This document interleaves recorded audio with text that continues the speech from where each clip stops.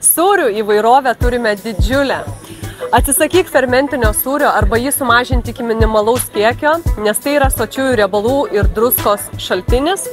Rinkis nedideliais kiekiais valgyti kietąjį sūrį ir supras, kad sočiųjų riebalų perteklius nepalankus širdies kraujagyslių ligom ir yra nenaudingas mūsų organizmui apskritai.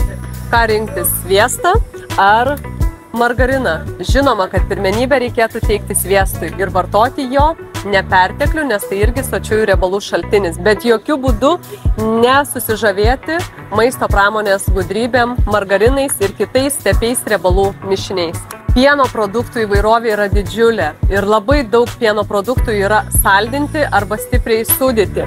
Tikrai nesižavėk tais daug proteinų turinčiais pieno produktais, kurie yra su saldikliais arba cukraus perteklium, kaip varškytės, jogurtukai.